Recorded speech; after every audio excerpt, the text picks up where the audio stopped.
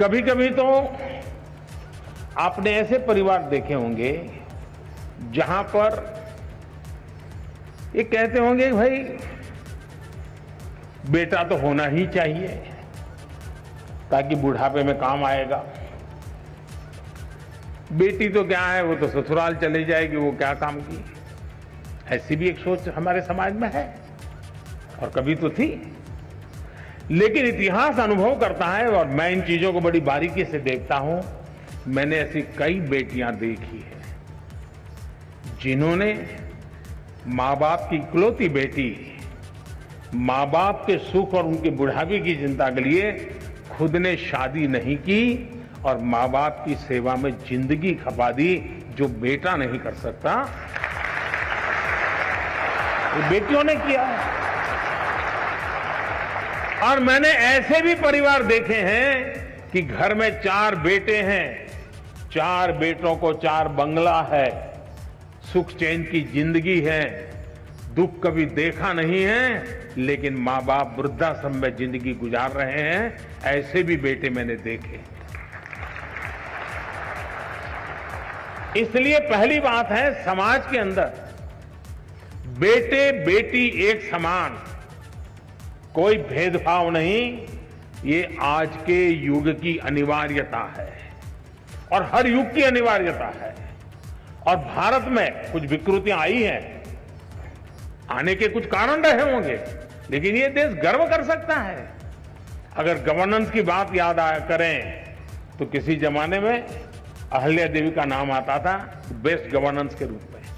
कभी वीरता की बात आए तो रानी की झांसी लक्ष्मीबाई का नाम आता था वीरता के लिए। बेटियां ही तो थी।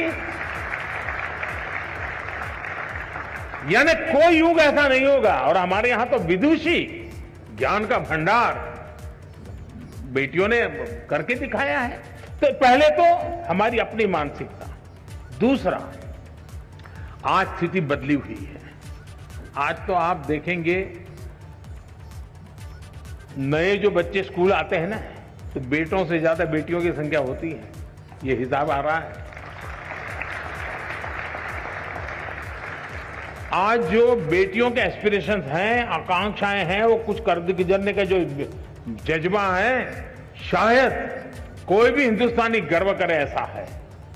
और उसको हमने अवसर देना चाहिए और वो अवसर हमने इंस्टीट्यूशनलाइज करना चाहिए। कोई एक परिवार अपने तरीके से कर ले ऐसा नहीं। जैसे आपने देखा होगा खेलकूद में, आज खेलकूद में किसी भी स्तर का खेल चलता होगा, भारत की बेटियां हर जगह पे कहीं न कहीं अपना नाम रोशन कर रही है। विज्ञान का क्षेत्र देखिए, इतने बड़े बड़े अचीवमेंट विज्ञान के आते हैं तो देखोगे तो उसमें आधे से अधिक तो हमारी बेटियों ने कुछ न कुछ पराक्रम होता है विज्ञान के क्षेत्र में। आप 10वीं 12वीं के रिजल्ट देख लीजिए, बेटों से ज्यादा बेटियां ज्यादा लाती है। पढ़ने की पास होने वाली की संख्या बेटियों की ज्यादा होती है। तो आज हर परिवार के लिए बेटी एक बहुत बड़ी एसेट बन गई है, बहुत बड़ा परिवार की शक्ति बन गई है। और ये बदलाव अच्छा है। ये बदलाव जितना ज्यादा होगा उतना लाभ होगा। अब आप देखिए, गुजरात से ही है जिन्होंने सवाल पूछा है। गुजरात में जैसे पंचायती राज व्यवस्था है, अच्छी पंचायती राज व्यवस्था है। 50% इलेक्टेड बहनें हैं। कानूनन व्यवस्था है कि 50%। लेकिन एक्चुअली चुनाव के बाद स्थिति ये बनती है कि चुनी हुई महिलाओं की संख्या 53%, 54%, 55% है। यानी वो अपने रिजर्व सीट से तो जीती है, लेकिन वो सामान्य सीट से भी जीत करके 55% तक कभी कभी जाता है और पुरुष 45% पे आ जाते हैं। इसका मतलब समाज का भी माताओं बहनों पर विश्वास बढ़ा है, तभी तो जाकर के वो जनप्रतिनिधि बनकर के आते हैं। जब आज हम आजादी का अमृत महोत्सव मना रहे हैं, आज हिंदुस्तान की पार्लियामेंट में सबसे ज्यादा, आज तक के कालखंड की सबसे ज्यादा विमेन एमपी है।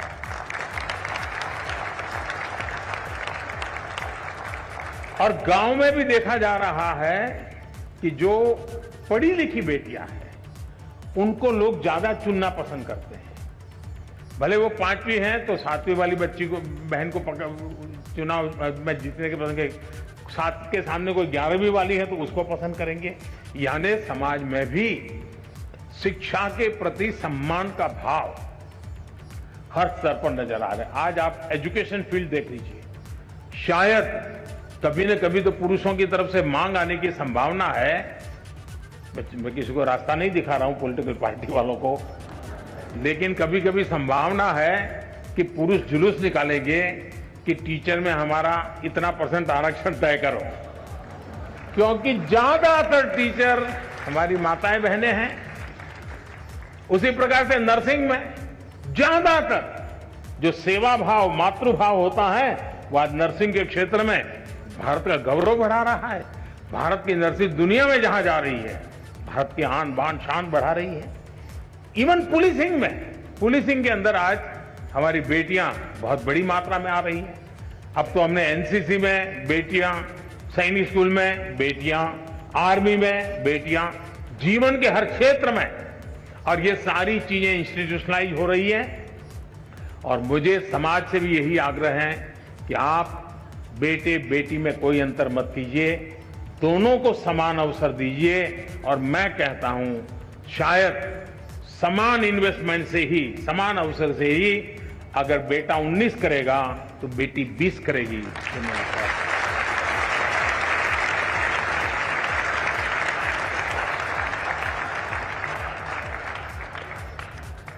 श्रद्धेय प्रधानमंत्री जी, बेटियां घर, समाज, राष्ट्र की शोभा है।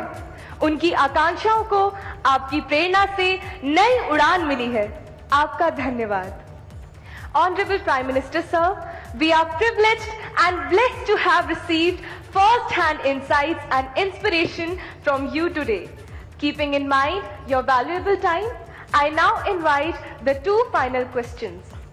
Dumpala Pavitra Rao, a class 12 student from Kendriya Vidyalaya Sector 8, R.K. Puram, New Delhi, is curious to know the answer to her question. Pavitra Rao, kindly ask your question.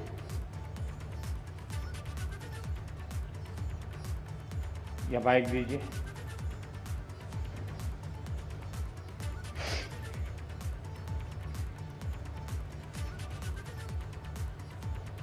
नमस्कार प्रधानमंत्री जी, मैं पवित्रा राव, केंद्रीय विद्यालय सेक्टर 8, रामकृष्णपुरम, नई दिल्ली में 12वीं कक्षा की हूँ।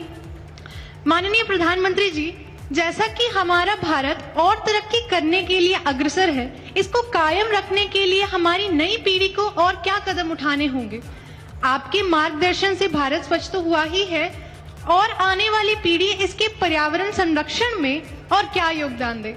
कृपया मार्गदर्शन करें। धन्यवाद सर। थैंक यू पवित्रा। मान्यवर, नई दिल्ली से 11वीं कक्षा के छात्र चैतन्य लेले अपने मन में उठने वाले इसी प्रकार के एक अन्य प्रश्न का समाधान चाहते हैं। चैतन्य, कृपया अपना प्रश्न पूछिए। प्रणाम माननीय प्रधानमंत्री जी, मेरा नाम चैतन्य है। मैं कक्षा 11वीं का डीएवी विद्यालय का छात्र हूँ। मेरा आपसे प्रश्न यह है कि हम अपने पर्यावरण को स्वच्छ और बेहतर कैसे बना सकते हैं? धन्यवाद। धन्यवाद चैतन्य। Honorable Prime Minister Sir, the youth of India, just like Pavitra and Chaitanya, want to breathe in a clean and green India, a dream close to your heart. We all wish to know how to keep India and our environment pristine and perfect in every sense of the word. We all look forward to your guidance, sir. वैसे ये परीक्षा पे चर्चा से जुड़ा विषय तो नहीं है, लेकिन जैसे परीक्षा के लिए अच्छा एनवायरनमेंट चाहिए, वैसे पृथ्वी को भी एक अच्छे एनवायरनमेंट की जरूरत होती है। और हम लोग तो पृथ्वी को मां मानने वाले लोग हैं। मैं सबसे पहले तो आज मुझे अवसर दिया है तो मैं सार्वजनिक रूप से हमारे देश के बच्चों को, बालक बालिकाओं का हृदय से धन्यवाद करना चाहता हूं।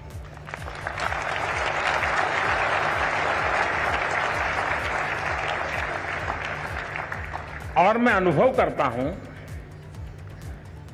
कि मैं प्रधानमंत्री बनने के बाद पहली बार जब 15 अगस्त को लाल किले से भाषण कर रहा था, तो मेरे भाषण के बाद ज्यादातर लोगों ने सवालिया निशान लगा डाले थे कि ठीक है, मोदी जी ने कह तो दिया, लेकिन हो सकता है क्या। और उस समय मैंने स्वच्छता की बात कही थी। थोड़ा ये भी अचरज था कि देश का प्रधानमंत्री, ये तो जगह ऐसी है कि वहां स्पेस की बात करनी चाहिए, विदेश नीति की बात करनी चाहिए, सैन्य शक्ति की बात करनी चाहिए। ये आदमी कैसा है, स्वच्छता की बात कर रहा है। कईयों को आश्चर्य हुआ था।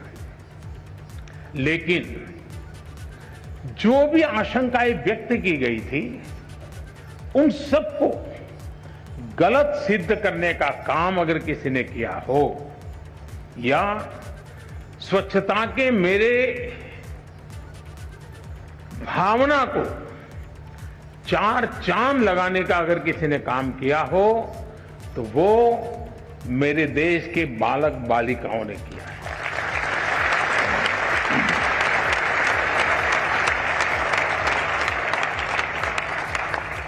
स्वच्छता की इस यात्रा में आज हम जहां भी पहुंचे हैं, अगर उसकी मैं सबसे ज्यादा क्रेडिट अगर किसी को देता हूं, तो मेरे देश के बालक बालिकाओं को देता हूं।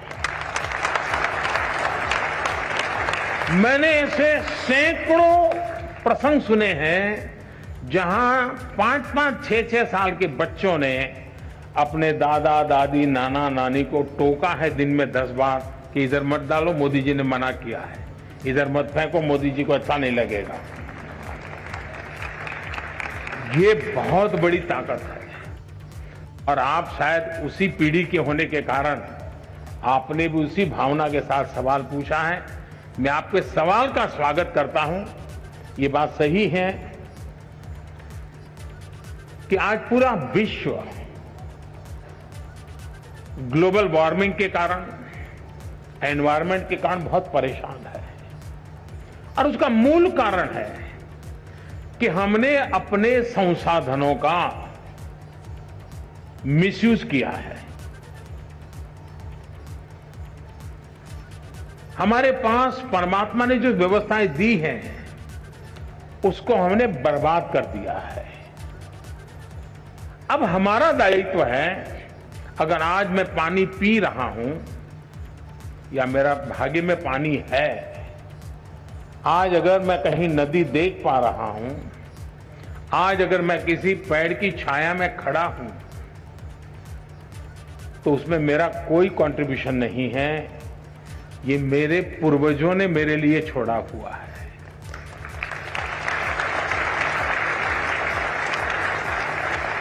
जिस चीज को आज मैं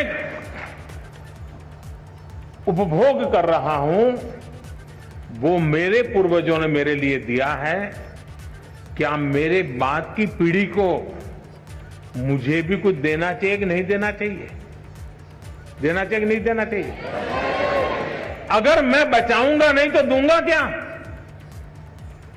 और इसलिए जैसे हमारे पूर्वजों ने हमें दिया, उनका ऋण स्वीकार करने के लिए और हमारी आगे की पीढ़ी को देने के लिए जिम्मेवारी स्वीकार करते हुए हमने अपना दायित्व निभाना चाहिए। ये हमारा कर्तव्य है।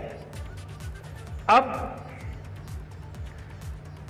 ये कोई सरकारी कार्यक्रम से सफल नहीं होता है। जैसे मान लीजिए मैं कहता हूं कि भाई सिंगल यूज प्लास्टिक, इससे बचना चाहिए, लेकिन हमारे ही परिवार में भाषण भी हम करते हो सिंगल यूज प्लास्टिक से बचना चाहिए, लेकिन शादी का कार्ड अगर हम किसी ने का आता है, घर में देखते हैं तो उस पर एक प्लास्टिक का बहुत सुंदर रैपर करके आता है, हम निकाल करके फेंक देते हैं। अब ये हम जो सोचते हैं उसके विपरीत है। तो सहज स्वभाव कैसे बने? कम से कम मेरे परिवार में मैं सिंगल यूज प्लास्टिक बिल्कुल हमारे घर में उपयोग नहीं करने दूंगा। तो हम एनवायरनमेंट के लिए कुछ कुछ मदद कर रहे हैं।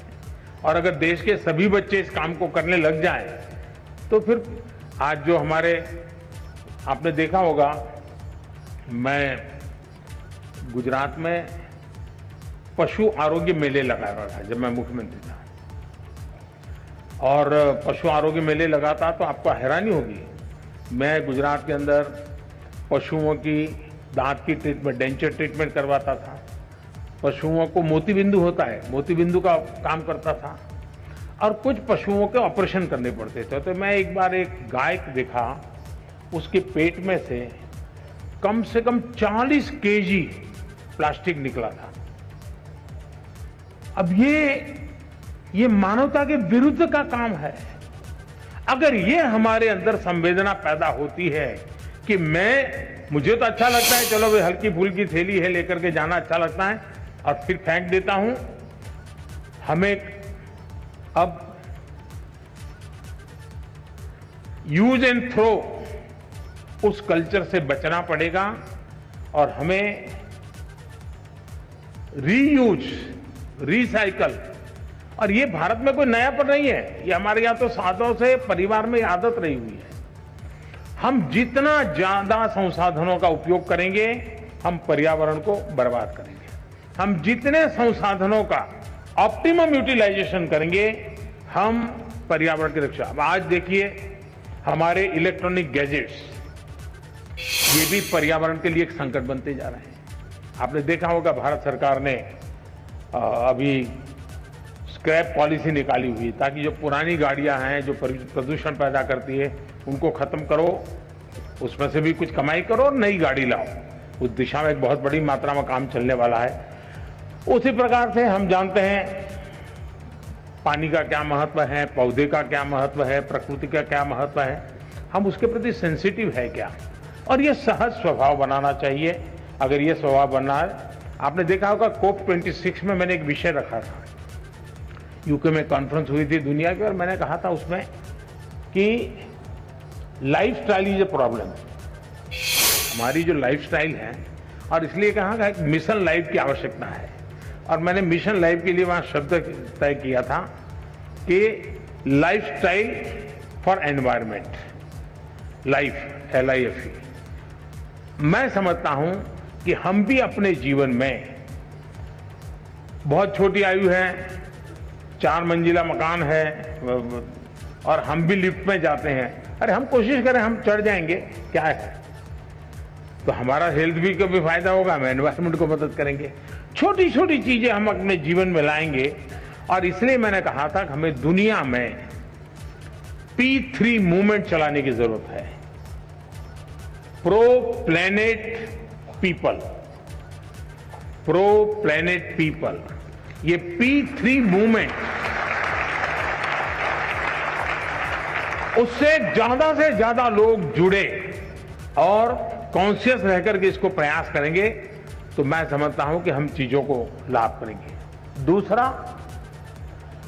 हम आज जब देश आजादी का अमृत महोत्सव मना रहा है, आजादी के 75 साल, आज की जो पीढ़ी है वो अपने जीवन की सबसे सफल पलों में से गुजरती होगी, तब देश शताब्दी मनाता होगा। तो प्रधानमंत्री नरेंद्र मोदी ने छात्रों को पर्यावरण बचाने से लेकर परीक्षा के जो प्रेशर है उसे किस तरह से टैकल किया जाए, इसके गुर दिए हैं। रुकेंगे एक छोटे से ब्रेक के लिए, जल्द लौटेंगे।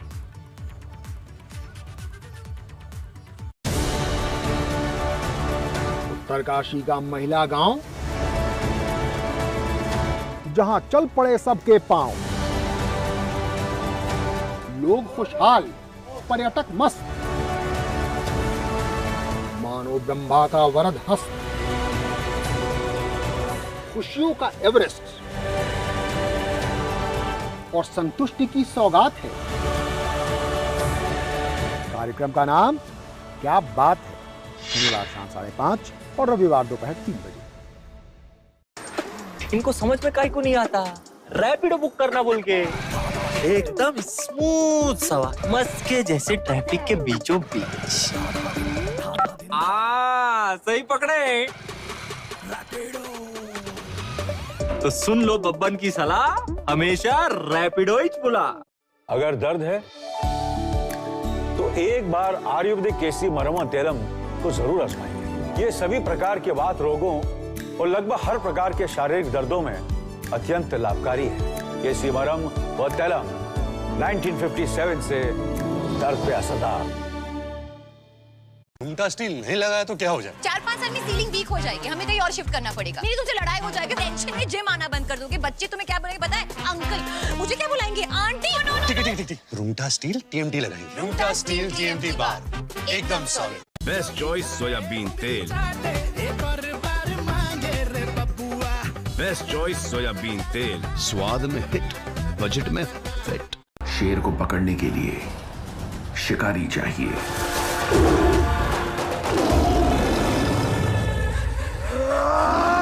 एक आदमी है sir. Digester herbal sugar free digestive tonic लीजिए। गैस, एसिडिटी, अपच सब हवा हो जाएगा। पाचन शक्ति बढ़ाए, हाजमा मस्त हो जाए।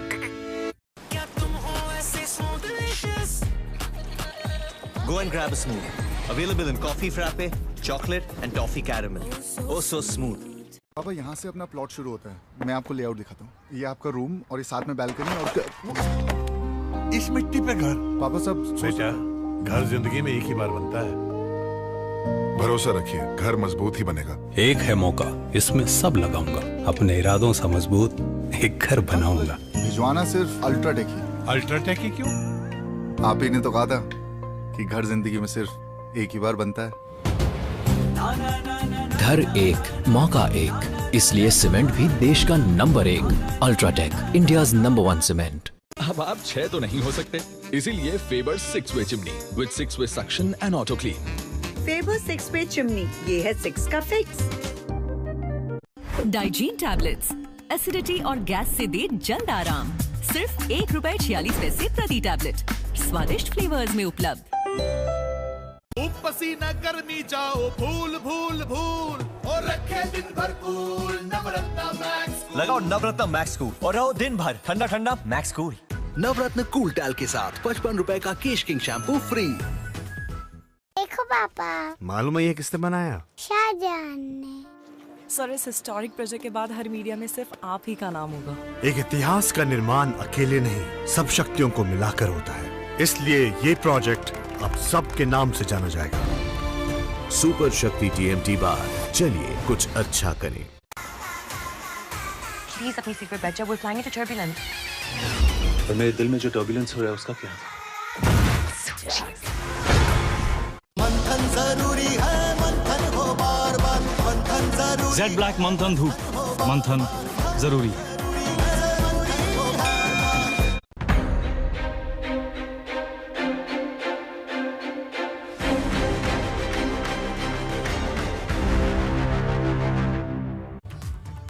और चलिए एक बार फिर से रुक करेंगे दिल्ली का, जहां प्रधानमंत्री मोदी परीक्षार्थियों को कुछ गुरु मंत्र दे रहे हैं। तो अपने आप को एक क्वालिटी विकसित करने का प्रयास करना चाहिए। अगर उस विधा को हम डेवलप करेंगे तो आप हमेशा आनंदित रहेंगे, और वो है गुणों के पुजारी बनना। किसी में भी हम गुण देखते हैं, क्वालिटी देखते हैं, तो हम उसके पुजारी बनते हैं।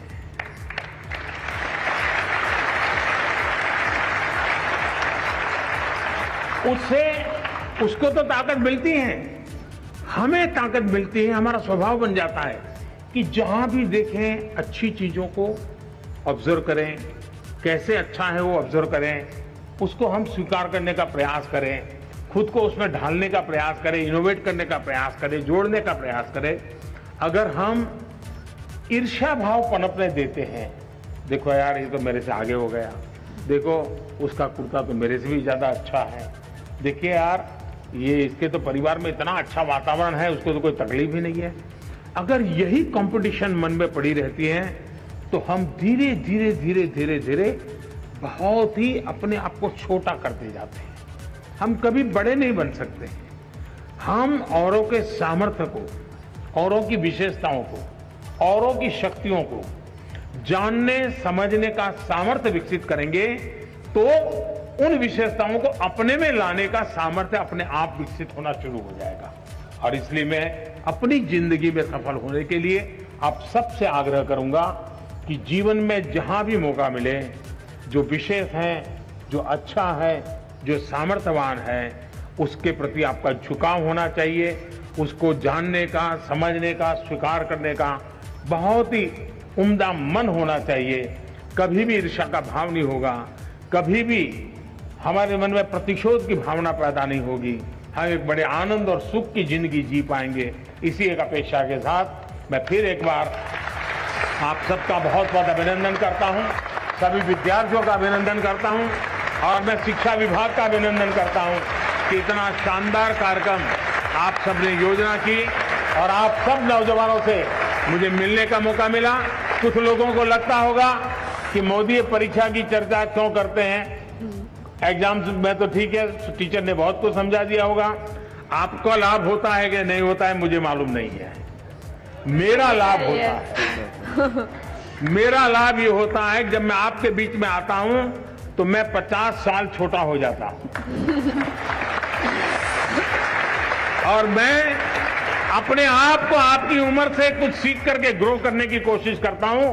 यानी मेरी पीढ़ी नहीं बदलती है, मैं आपके साथ जुड़ने के कारण हमेशा आपके मन को समझता हूं, आपकी आशा आकांक्षाओं को समझता हूं, मेरी जिंदगी को उसमें ढालने की कोशिश करता हूं और इसलिए ये कार्यक्रम मुझे बनाने में काम आ रहा है, मेरे सामर्थ्य को बढ़ाने में काम आ रहा है और इसलिए मैं आपके बीच आता हूं। मुझे आज अपने को ढालने के लिए, अपने को घड़ने के लिए, खुद को कुछ सीखने के लिए आप सबने समय दिया, इसलिए मैं आपका आभारी हूं। बहुत बहुत धन्यवाद।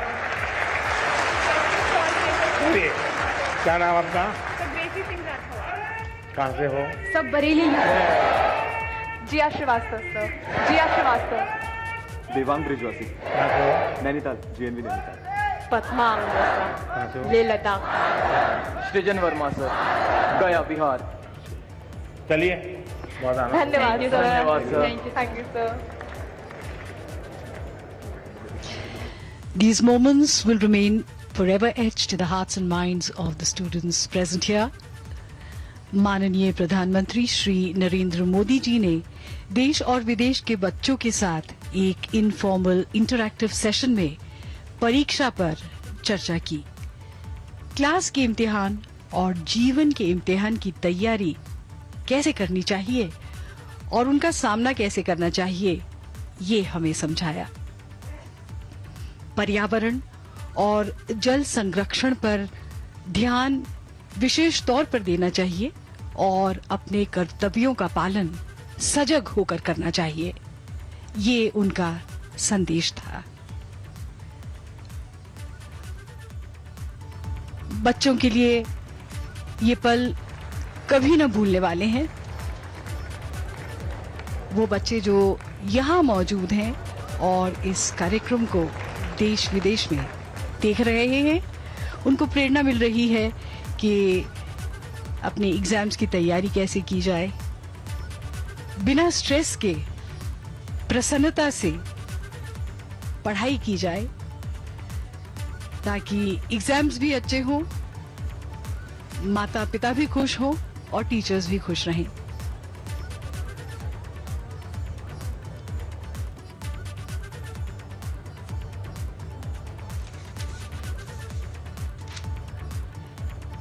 This is young Vaibhav Kanojia of Kendriya Vidyalaya Janakpuri, who asked his questions looking for motivation from the Honorable Prime Minister.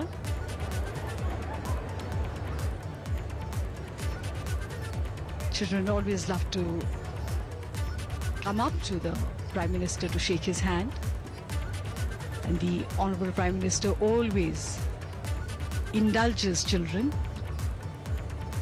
Always a one-to-one conversation with every child.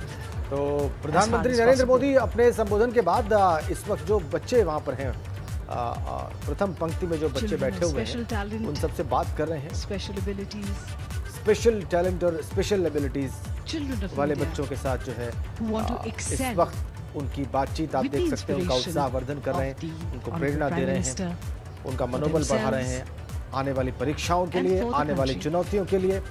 और प्रधानमंत्री जी ने लगभग 2 घंटे तक उन्होंने बच्चों को संबोधित किया, पहचानना चाहिए और बहुत सारे प्रश्नों के उत्तर दिए, अलग अलग क्षेत्रों के छात्र छात्राओं के प्रश्नों के उत्तर दिए, और अलग अलग विषयों पर उन्होंने मार्गदर्शन किया छात्र छात्राओं का। और उसके बाद शुभकामनाएं देने के बाद आखिर में उन्होंने कहा कि मुझे नहीं पता कि आपको क्या फायदा होता है, लेकिन आपसे बात करके मुझे फायदा जरूर होता है।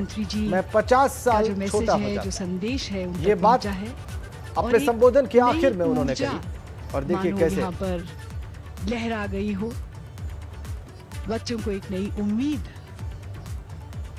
मिली हो, और स्वयं प्रधानमंत्री जी के लिए इस तरह के सेशन बहुत शिक्षा खास विभाग होते का हैं। आभार व्यक्त किया प्रधानमंत्री ने। खुद कहा कि उन्हें ऐसा लगता है अभी कि जैसे उनकी अपनी उम्र 50 साल कम कार्यक्रम हो गई स्थल हो से और वो भी युवा बन गए हों। जाते वक्त, निकलते वक्त वो देखिए कैसे छात्र छात्राओं से मिल रहे हैं, उनका अभिवादन स्वीकार कर रहे हैं, उनका मनोबल बढ़ा रहे हैं, उनकी पीठ थपथपा रहे हैं। शिक्षा विभाग का उन्होंने शुक्रिया व्यक्त किया इस कार्यक्रम के लिए।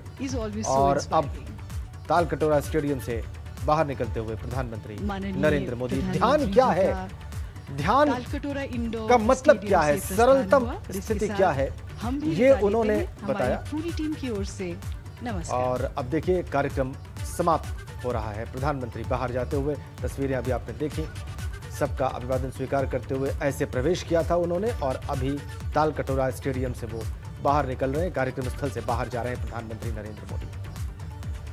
छात्र छात्राएं बड़ी संख्या में वहां पर स्टेडियम के भीतर भी मौजूद थे, और पूरे देश के अलग अलग हिस्सों से छात्र छात्राएं वर्चुअली भी कनेक्टेड थे, वर्चुअली भी जुड़कर उन्होंने प्रधानमंत्री का संबोधन सुना, उनकी पाठशाला से अपने लिए प्रेरणा प्राप्त की, अपने लिए जरूरी लेसन हासिल किए।